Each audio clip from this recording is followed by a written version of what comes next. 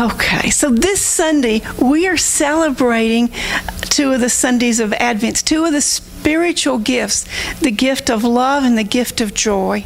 And I'm going to read a passage to you from the book of John, the 15th chapter, the 11th verse, and these are Jesus' words.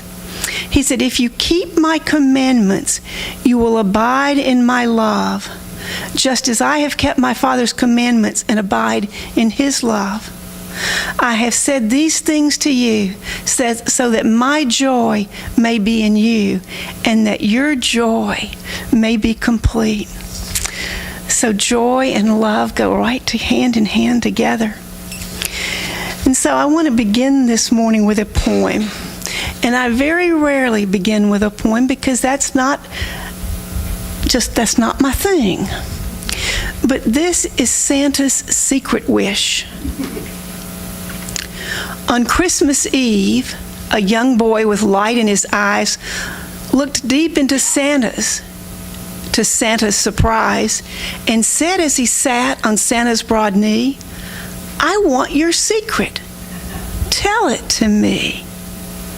He leaned up and whispered in Santa's good ear, "How do you do it year after year? I want to know how, as you travel about, giving gifts here and there, you never run out. How is it, dear Santa, that in your pack of toys, you have plenty for all the world's girls and boys? Stays so full, never's empty, so you make it your way, from rooftop to homes large and small, from nation to nation, reaching them all?" And Santa smiled kindly and said to the boy, "Don't ask me hard questions. Don't you want a toy?" But the child shook his head, and Santa could see that he needed the answer. "Now listen to me," he told that small boy with a light in his eyes. "My secret will make you sadder and wise. The truth is that my sack is magic inside. It holds millions of toys for my Christmas Eve ride. But although I do visit each girl and each boy, I don't always leave them a gaily wrapped toy. Some homes are hungry, some homes are sad, some homes are desperate, some homes are bad. Some homes are broken and the children there grieve. Those homes I visit, but what should I leave? My sleigh is filled with the happiest stuff, but for homes where despair lives, toys aren't enough.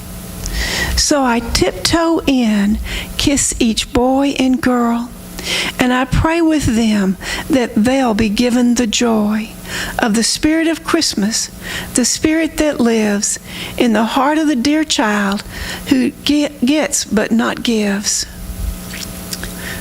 Who gets not but gives.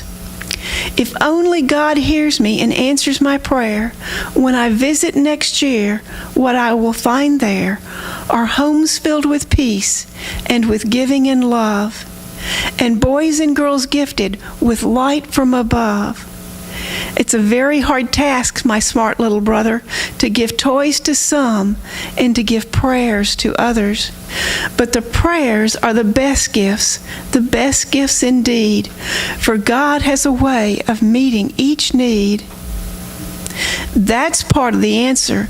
The rest, my dear youth, is that my sack is magic, and that is the truth.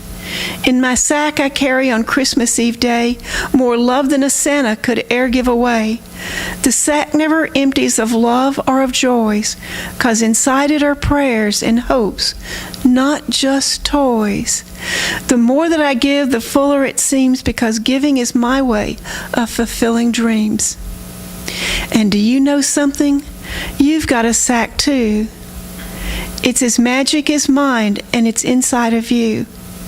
It never gets empty. It's full from the start. It's the center of lights and love. It's your heart. And if on this Christmas you want to help me, don't be so concerned with the gifts neath your tree. Open that sack called your heart and share your joy, your friendship, your wealth, your care. The The light in the small boy's eyes were glowing. "Thanks for your secret. I've got to be going." "Wait, little boy," said Santa. "Don't go. Will you share? Will you help? Will you use what you know?" And just for a moment, the small boy stood still, touched his heart with his small hand, and "I will." You know, it doesn't matter which Christmas story we tell, whether it's the story of the baby Jesus, the story of Mary and Joseph, the story of the wise men or the shepherd, or if we just share a story about Santa Claus. Because when we're sharing a story of love. And the choice that we get, you and I, we get the choice to choose love and to choose joy. Now, there are people who will tell you that you are not good enough and that Santa's going to leave you switches or coal, just like there are people who will tell you that you're not good enough. If you do this or you don't do that, you will be cast out of God's love. They will tell you that we suffer here so that we can be joyful later. Just like the Grinch or the Scrooge that tried to stop the love of Christmas, there were people that would tell us that God's love is limited, or that God's love is only for a few. But here at Unity, we know that's not the truth. It's not what we teach here. We teach that the good news of the gospel is that each and every one of us, you and you and you and me, each and every one of us is God's beloved child. Nothing more, nothing less than God's own beloved. And those are the spiritual gifts for us this week, love and joy, and they're a choice that we get to make.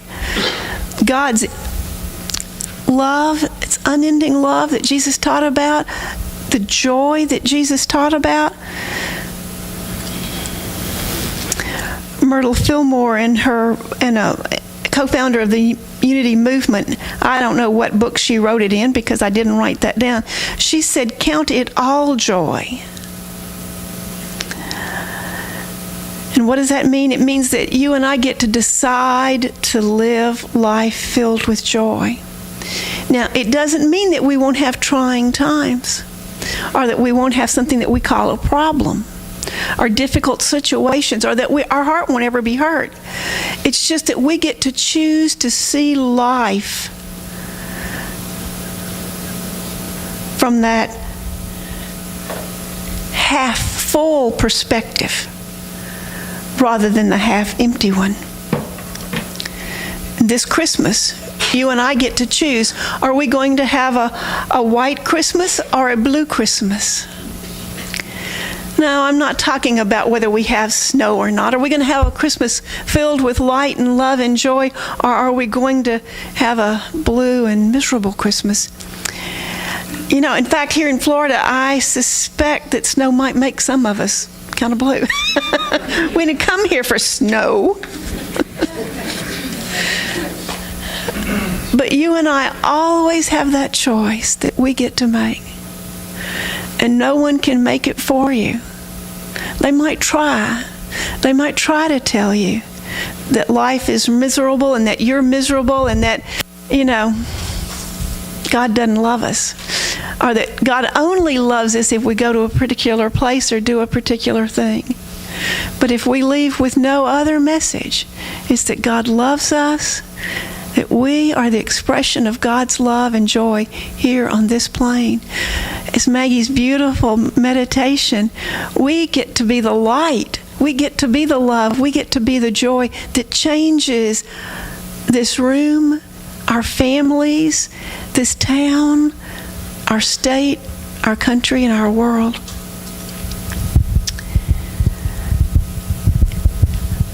I've told this story before, but it's my favorite story, or one of my favorites. I got a lot of favorite stories. It's a story about a rose. And Bobby was getting cold. He was sitting out there in his backyard in the snow. He didn't wear any boots because he didn't have any. The thin sneakers he wore had a few holes in them, and they did a poor job of keeping him warm. He'd been in his backyard for about an hour already, and try as he might, he could not come up with an idea for his mother's Christmas gift.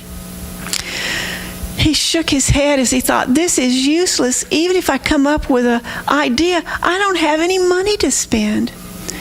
Ever since his father had passed away 3 years ago, the family of 5 had struggled. It wasn't because his mother didn't care or try. It just seemed that there was never enough money. She worked nights at the hospital, but the wage she earned could only be stretched so far. What the family lacked in money and material things, they more than made up with love and family unity. Bobby had 3 sisters, 2 older and 1 younger, and they ran the household in their mother's absence. And all 3 of his sisters had made beautiful gifts for his mom for Christmas. But he didn't know how. And somehow it just didn't seem fair. Here it was Christmas Eve, and he didn't have anything to give. Wiping a tear from his eye, he kicked at the snow, and he walked down the street where the stores and the shops were. It wasn't easy being 6 without a father, especially when he needed a man to talk to.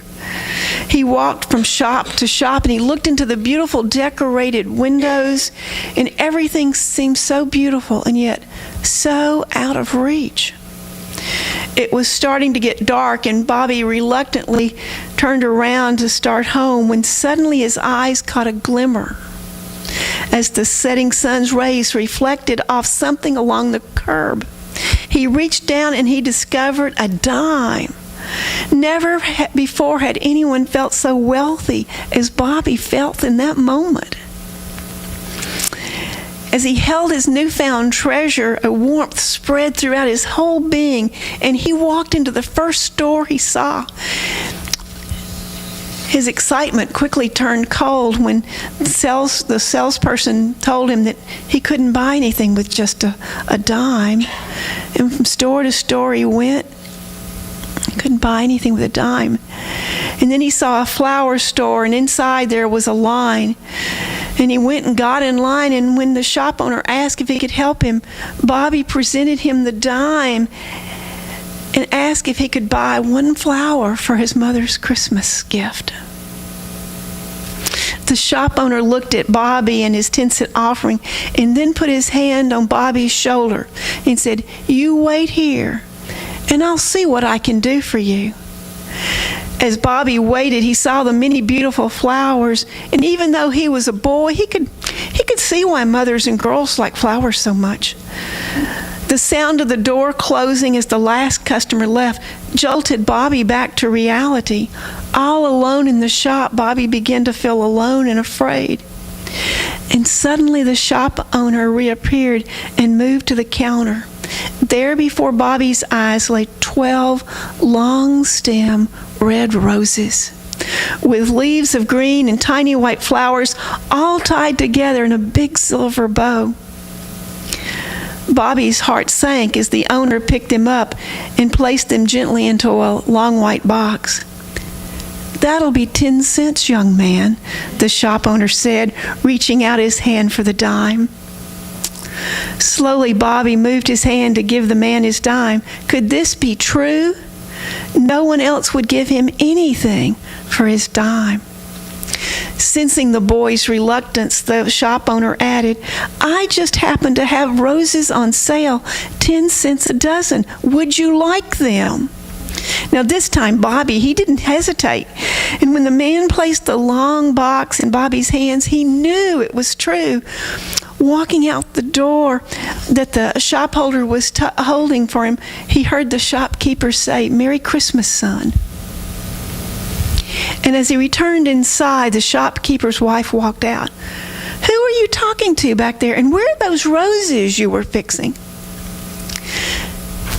Staring out the window and blinking tears from his eyes, he said, "A strange thing happened to me this morning. While I was setting up things to open the shop, I heard a voice telling me to set aside a dozen of my very best roses for a special gift.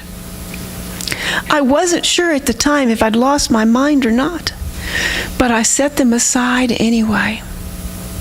Then, just a few minutes ago, a little boy came into the shop and wanted to buy a flower for his mom with a dime.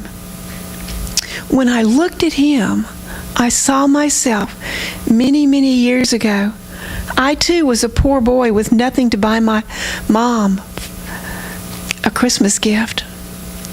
A bearded man who I never knew stopped me on the street and told me that he wanted to give me $10. When I saw that little boy tonight, I suddenly realized whose voice that was. So I put together a dozen of my very best roses. The shop owner and his wife hugged each other tightly, and as they closed their shop and they stepped out into the bitter cold air, they somehow didn't feel cold at all. They felt love and joy. The still small voice inside always speaks to us about love and joy. And we have a choice of whether we listen and whether we let that love and joy echo out into the world.